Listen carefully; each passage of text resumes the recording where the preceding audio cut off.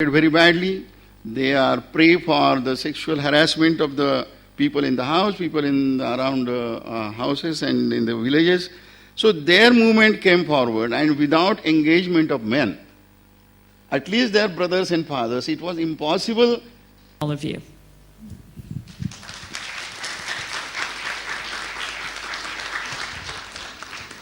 Thank you, Shireen. She didn't want to say that she didn't have a presentation ready and she wasn't sure whether she should speak. And we had to say, come on, you have to do it, and just look at what presentation she made. Thank you so much. So, Srilata, thanks. Hi, thank you, Nandita. And thanks to my co-panelists. I have a hard job of trying to at least pull some of these strands together, and I hope I can do that. But I actually wanted to start by sort of going back to the larger question of globalization. I shouldn't say larger, the question of globalization. Because I did want to underscore, especially following on the morning panel, that there are several dimensions of globalization, or what I call hidden or less visible dimensions of globalization, that I think are really important to address and unpack. Especially for social justice movements and certainly for women's and feminist women's movements. So I just want to name them quickly and focus on one, which I think is a good kind of metaphor for the things you have to unpack if you go there. Some of the hidden aspects are what Shireen has brought up in terms of the globalization of fundamentalism, what I call patriarchal fundamentalism, because it may masquerade as religious fundamentalism or cultural fundamentalism, but underneath it, it's actually patriarchal fundamentalism. And the resultant rise of homophobia and backlash against women's rights. I won't say more because of lack of time. I think the globalization and, in a way, sort of legitimization of certain forms of masculinity and the resultant violence against women, which again was referred to in the morning's panel, but I believe is one of the sort of hidden, uninspected, uninterrogated dimensions of globalization. Transnational criminal networks, and Jose, you referred a little bit to the impact this has had, as did, I think, Peso in the morning panel, arms trade, and the globalization of war and conflict. This is a very important, deeply embedded dimension of the neoliberal paradigm, though no neoliberal economist would stand up and say, and by the way, war and conflict is really good for the economy and good for profits. Mercenaries, the export, the privatization of security operations, etc., etc. There's gendered impacts of this stuff that can't be ignored. I think another dimension, speaking with my AVID hat on, as a part of the Association for Women's Rights and Development, we've been doing a lot of work on resources for women's rights work and for gender equality more broadly. And one of the things we are seeing, which is a very disturbing trend, is that there's a rising or growing role of private sector actors, especially corporates, in shaping, not in the usual sense that it's discussed in globalization debates, but in the way they are shaping development priorities, policies, and programs. And the way the McKinseys of the world are being put in charge of assessing impact of the work you do, or that we do. So I think the sort of backdoor influence of the private sector in setting development directions, priorities is really huge. The shrinking of democratic space, the criminalization of dissent, something that we are beginning to witness in our country quite dramatically, and electronic surveillance, an electronic and means of controlling, sort of citizen action. And there are very clear gendered impacts of this. And the final trend that I want to speak to is the rise of the global pleasure economy, the well-being economy, and the care economy. This has a huge gendered dimension. It's creating a situation where there's a huge demand, for instance, for pleasure workers. That's not just sex workers. People who do massages, who, serve in bars and whatnot and whatnot. And this is such a hidden dimension of the global economy that it's become almost impossible to assess its size. It's completely sort of invisibilized because it operates largely through illegal trafficking. So the migration of workers around the world is on a scale today that we've never seen before. There's always been labor migration, but today the scale of labor migration is huge, and the majority of that labor are women. I wish I had time to speak to this, but I do want to draw one link with what Jose said, which is the notion of the pleasure economy or the principles of the pleasure economy are very different from the concept of buen vivir.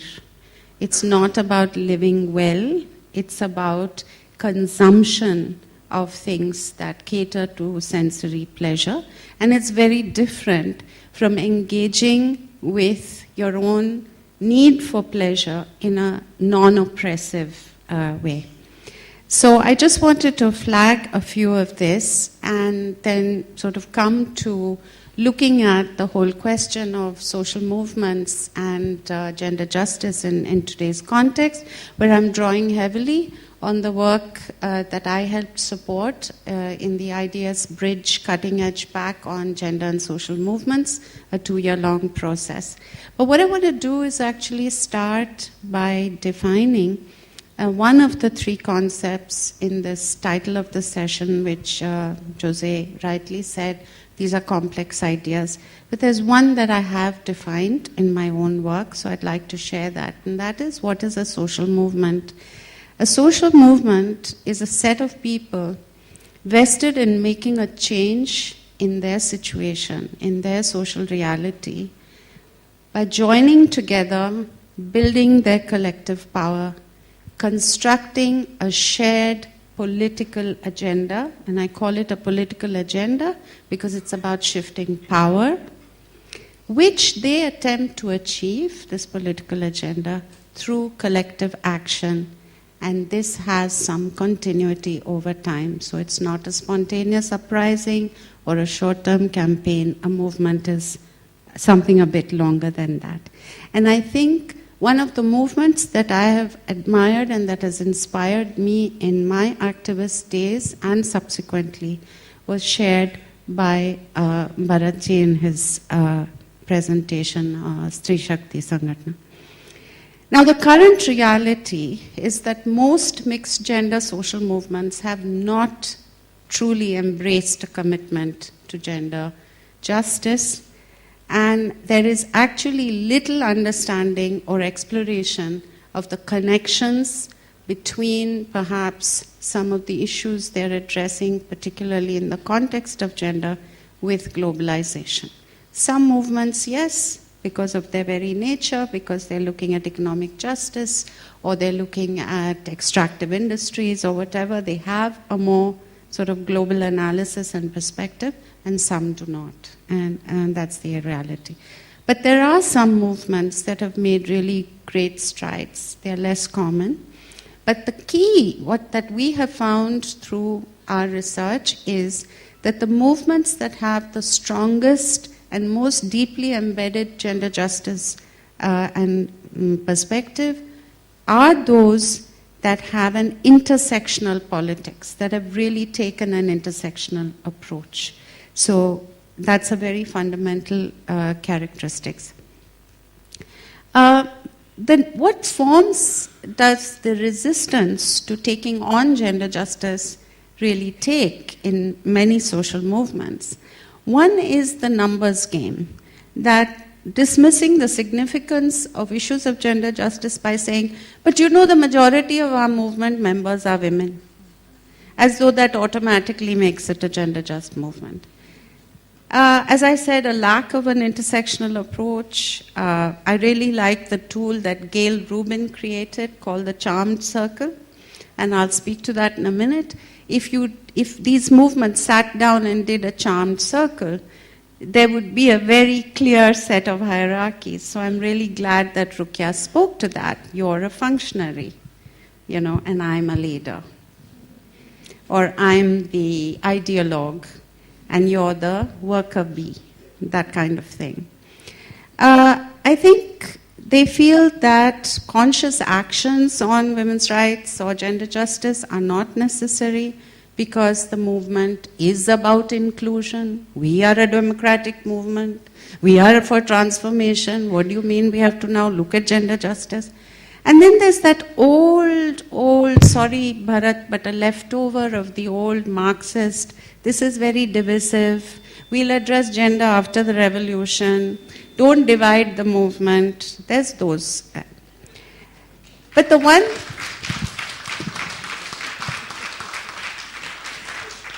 I can see this is resonating with the audience. Okay, but the most interesting aspect of the analysis in the Gender and Social Movements pack, and which I'd really encourage you to read, is the concept of the deep structure of these movements and organizations. And I think Rukia's presentation really spoke to that. And, I can't go into great detail about deep structures. One of the most fascinating dimensions of the work I've been doing the last few years. But basically, deep structures are the sort of hidden, invisible, but ever-present spaces in which all kinds of dynamics occur, most of which subvert whatever is the formal accepted agenda of the social movement. And because, how many minutes do I have left? Time's up. Okay. So I think the need to interrogate the deep structure and really create sort of formal spaces and mechanisms for addressing issues of just broader inclusion, exclusion, the hidden hierarchies, etc., is a fundamental area in which social movements have a great deal of work to do, not only for the sake of gender justice, but actually for deepening their own democratic and transformatory potential. Thanks.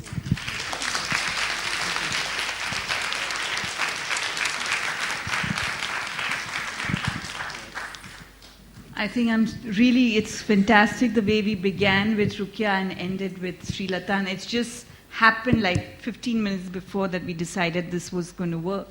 And I think it's really been very interesting that we've explored so many dimensions of the question that we have at hand. I'm going to open this up for dialogue.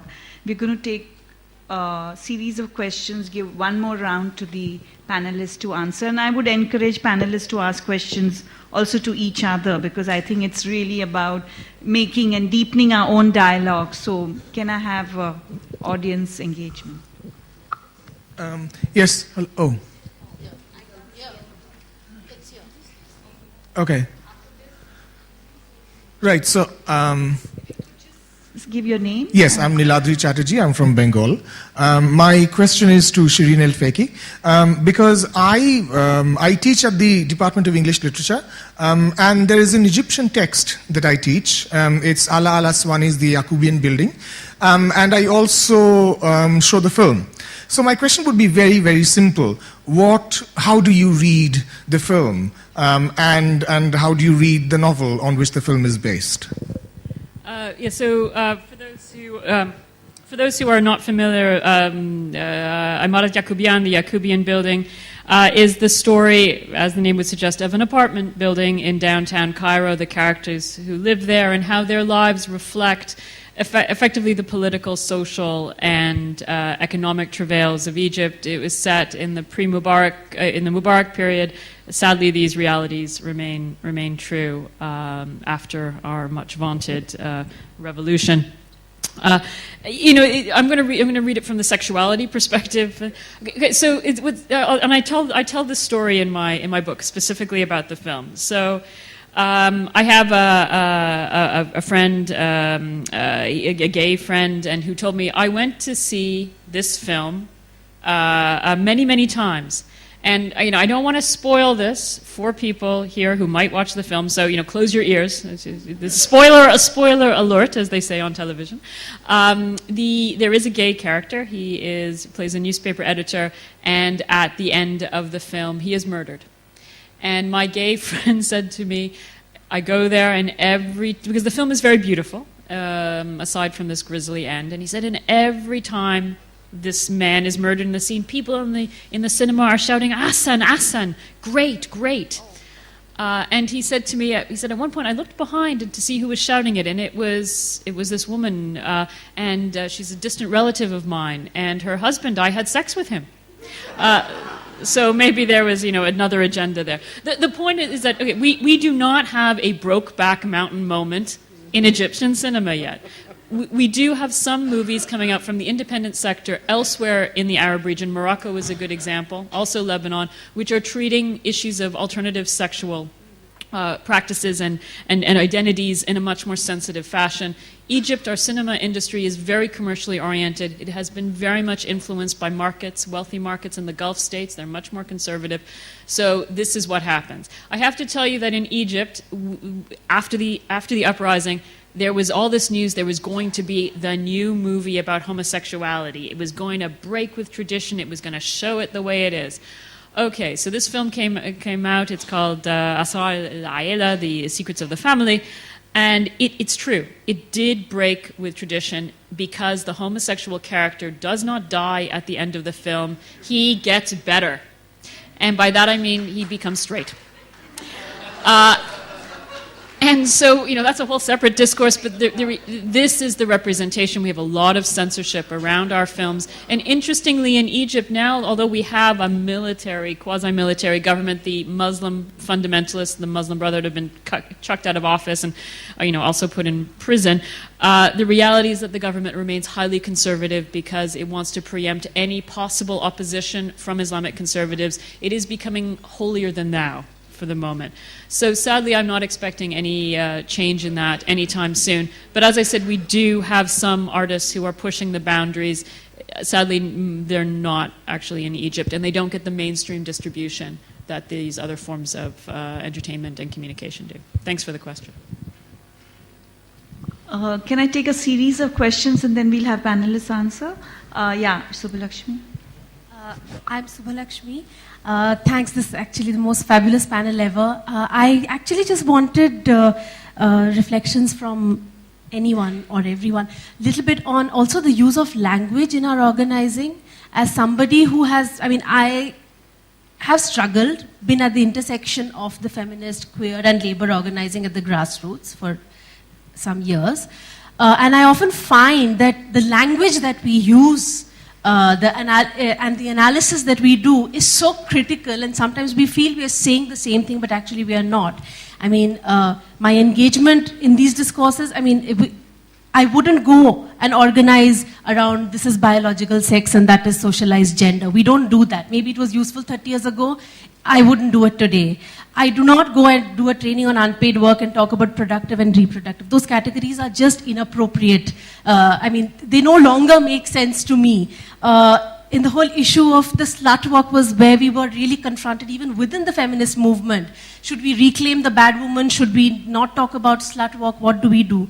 How does language and the power of language become an important area for us to engage with when we are organizing, especially across our political ideologies and even within movements?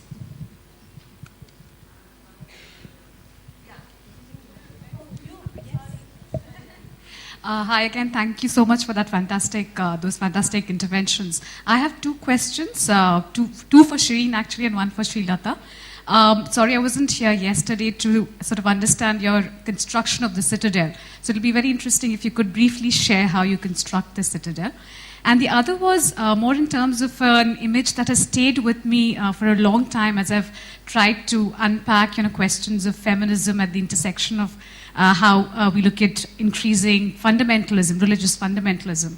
And this was an image of a woman who was wearing a burqa and she was swimming.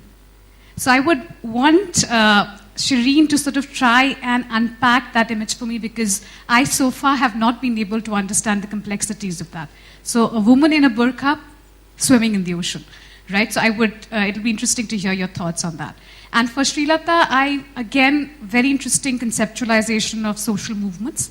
But how do you see this increasing emphasis on use of the social media, which sort of takes away the physicality of a movement?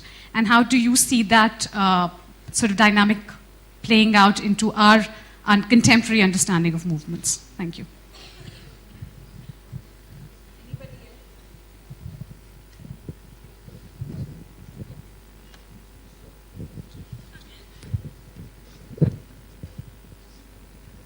Okay, so my name is Chantan. I'm from Cambodia.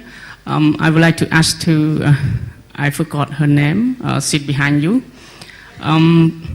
Yeah, because you seem to be have a great experience and long time also and successful. So, can you share us about your great experience that relevant to the difficult man, to how you encourage difficult men to join with your program? Okay.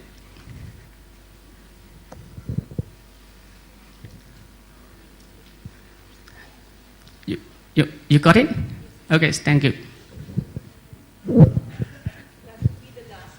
Because we are told we have to kind of wind up. So I'm going to ask each one of the panelists to respond. Do you want to start? Oh, okay, sure. You want to take the mic?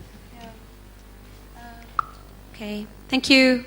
I think just briefly on the point of the use of language in our organizing, it's simple. Contextualize it. Create your own language that resonates, that makes sense. Build it.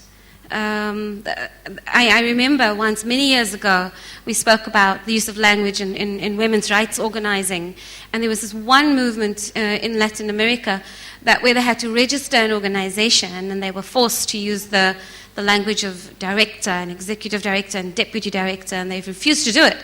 And they chose the language of, or decided to use flowers as characteristics of who they are. And so the director was a particular flower. And so really, create your own language. There's a blank screen for you to work from, a canvas. And then around the issue of, I think I understood the question, how did I resolve or address the tensions of being a woman, a functionary, an activist in a movement, and how did I begin to relate, or the journey of it, painfully so. I spent, when I left the Treatment Action Campaign, I spent a long time completely burnt out and broken. And the only thing I managed to do with my life was to learn how to do mosaic and learn how to ride a bicycle. And I found my way back into thinking through what it would mean to work in gender and women's rights and movement building, through reconciling actually with a person, particularly a man in such a movement, and recognizing that it didn't really, at the end of the day, matter whether I was a woman or a man in a movement, even though it matters deeply. That we were fighting or struggling toward the same goal, and that is human rights and equality. And that really was for me the beginning. And it's not. It really is still just the beginning. I think the language in which we should talk while doing the movement in grassroots. I would say that there was a question of whether marriages of gays and lesbians are natural or relations are natural. We didn't talk in the language which we are talking here, but nonetheless the same message and same kind of a discussion of the rights related to gender was done with the people in the mass movement. And there was a resolution to support that. In rural areas, it is kind of, we were not sure about it.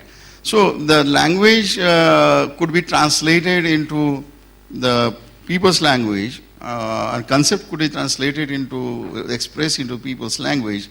And second thing, I would say that issues related to gender justice of women in a globalization, whether at the grassroots, we should think also about their rights over water, which were there, their rights over land, which were there, their rights over the other natural resources, which were there, what happened to them, and whether what language of the gender justice we use for that, because globalization is taking away these rights from women.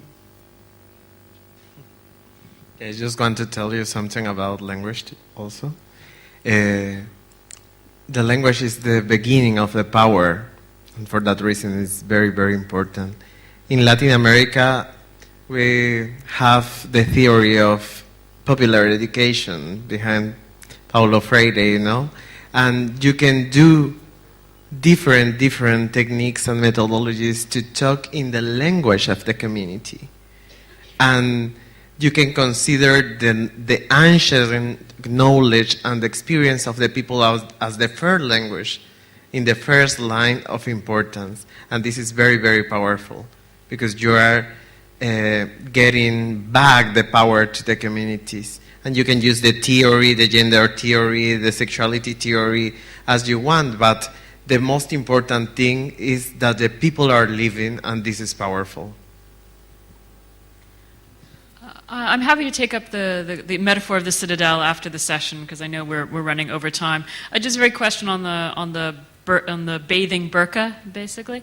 I know that it can be very confusing to people outside of the traditions in the Islamic world of why women cover and how they cover.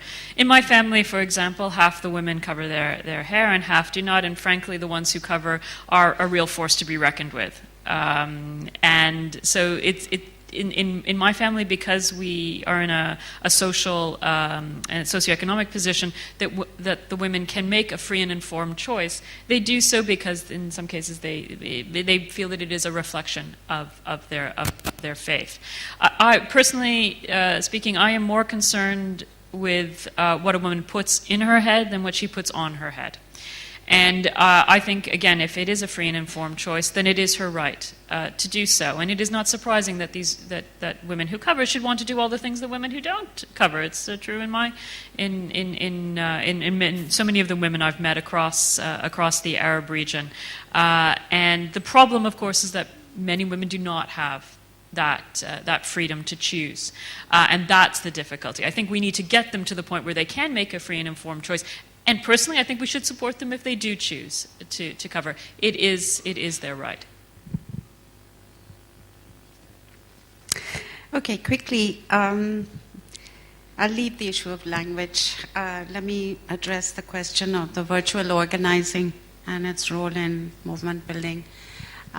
Just by quickly sharing my personal journey on this, where 10 or 12 years ago, I was a great skeptic and very dismissive of, using social networks and organizing. Because somewhere within me, as someone who spent 20 years of my first part of my life as a grassroots organizer, the idea of clicking like and feeling that I'm part of a movement was deeply objectionable to me at some level. It just seemed far too easy. I've subsequently come to respect the power of virtual organizing, and that in fact in the context of globalization, it is an important tool, and it can even be a powerful tool in certain contexts. At AVID, for instance, we use it extensively in our women human rights defenders work, getting 1 million signatures to stop the execution of women activists in Libya or in Egypt or whatever. It has a certain power, so I've come to be more respectful. My third position is, can it ever be a substitute for ground organizing? No, it can't. But what I have come to see is, if you have a Stri Shakti on the ground, combined with the power of virtual organizing, then you have a very potent possibility of movement building.